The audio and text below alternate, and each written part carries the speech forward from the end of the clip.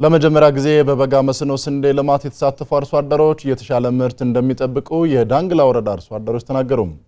በወረዳው 1300 ሄክታር ለማልማት ታቅዶ 2100 ሄክታር ማልማት መቻሉን የወረዳው ግብርና ጽሕፈት ቤት አስታውቋል። ለሰለሞን ስንታየው ዘገባ በፍቃዱ ይሮዳ። የዳንግላ ወረዳ በ29 ቀበሌዎች የተዋቀረ ወረዳ ሲሆን አብዛኛው ቀበሌዎቹ ልዩ ልዩ ሰብሎችን በማምረት አርሶ አደሩ ከራሱ ፍጆታም አልፎ ምርቶችን ለገበያ የሚያቀርብበትም ወረዳ ነው። በወረዳው ምስራቅ ዘለሳ ቀበሌም ከዚህ በፊት ከስንዴ ውጭ ልዩ ልዩ ሰብሎች በመስኖ በማልማት ተጠቃሚ ቀበሌ ቢሆንም በዘንድሮ የበጋ ወቅት ግን የግብርና ባለሙያዎች ብርቱ ምክር፣ ውይይትና ስልጠና ወደ ተግባር መሰማራታቸውን አርሶ አደሩ ላይ የነበራቸውን የአመለካከት ችግርን በመፍታት የበጋ ስንዴ መግባት መቻላቸውን አርሶ አደሮቹ ተናግረዋል።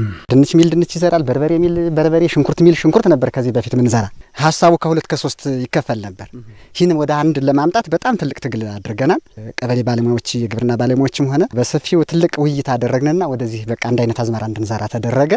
አሁን ስታዩት ግን በጣም የሚያስደስት ነገር ነው። ዛሬ አሁን ድንች መዝራት አለብን እያሉ ሲያስቸገሩ የነበሩ አርሶ አደሮች ሁላ ዛሬ ስንዴውን ሲያዩ በጣም ቆንጆ ነው እንኳን ዘራን እያሉ በጣም እየተደሰቱ ነው ያሉ። ድንችና ቃሪያ ለምንድን ሽንኩርት ለምንድን አንዘራም ስንል ነበር። ግን ግብርናዎች መጣው በዚህ ዙሪያ ብንረዳቸው በክላስተር ቢዘራ ምን አይነት ጥቅም እንደምታገኙ ብሎ ሲለን ያው እኛም ግብርናዎችን ተከትለን በክላስተር ስንዘራ አሁን እንደምታዩት ያው ይዘሩ እንደምናየው ያው ደስተኛ ነን። በበጋ መስኖ ለማው ስንዴ በአሁኑ ወቅት ቆመናው የተሻለ በመሆኑ ከፍተኛ ምርት ማግኘት እንደሚችሉ የገመቱት አርሶ አደሮቹ የቀበሌ ግብርና ባለሙያዎች ድጋፍና ክትትል ከፍተኛ እንደነበረም አረጋግጠዋል።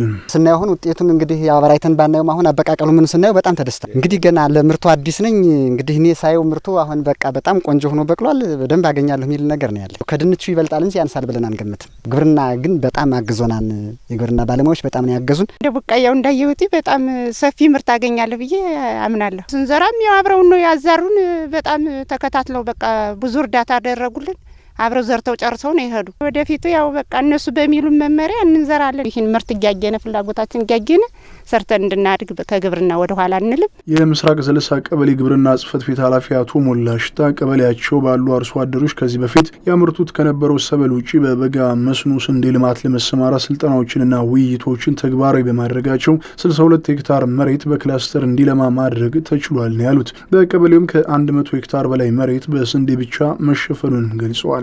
አርሶ አደሮች ስንዴን ለመጀመሪያ ጊዜ ያለሙ በመሆኑ ቴክኖሎጂ አጠቃቀም ችግሮችና በሽታዎች ተከስተው ምርት ላይ ተጽዕኖ እንዳይፈጠር የቅርብ ክትትልና ድጋፍ እያደረጉ መሆኑን አቶ ሞላ ተናግረዋል። ይህ ቦታ ወደ 18 ዓመት ድንች ብቻ ይዘራ ነበር።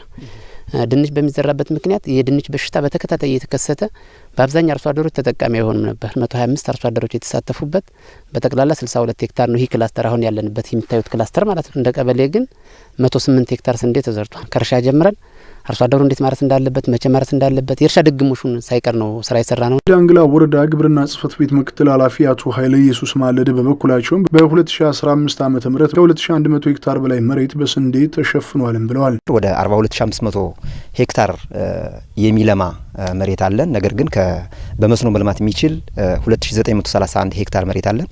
ከዚህ ውስጥ ደግሞ በስንዴ ማልማት የቻልነው እቅዳችን 1300 ሄክታር ነበር። ነገር ግን 2100 ሄክታር ከእቅዳችን በላይ መሸፈን ችለናል ማለት ነው። ከ80 ሺህ በላይ ኩንታል እናገኛለን ብለን እንደ ወረዳ እቅድ ይዘናል ማለት ነው። ምክትል ኃላፊው ለቀጣይም ስንዴን በስፋት ለማልማት ከፍተኛ ትኩረት ተሰጥቶ ይሰራልም ብለዋል። ለቀጣይ ዓመትም አርሶ አደሩ ያስቸግረናል የሚል እምነት የለኝም። በደንብ ወደ ስራው ይገባል። ከ19 በላይ ዘመናዊ ግድቦች አሉን። ከ400 በላይ ደግሞ ነባር ሞተሮች አሉን። 55 በላይ ደግሞ ዘንድሮ የመጡ ሞተሮች አሉን። እነዚህን ሞተሮች በመጠቀም እንግዲህ የውሃ አማራጮችን እያሰፉ አርሶ አደሮቻችን በተሻለ መንገድ ወደ ስንዴ እንዲገቡ የተለየ ትምህርት በየቀበሌው እየተሰጠ ስለሆነ በዚያ መንገድ እንግዲህ አርሶ አደሩ በጋ ለማምረት የተለየ ፍላጎትም ያለው ስለሆነ በዚያ መንገድ ወደ ስንዴው ምርትም በሰፊው እናስገባለን የሚል እምነት ነው ያለን። በዚህ መንገድ እናስቀጥላለን የሚል እምነት ነው እንግዲህ ያለን።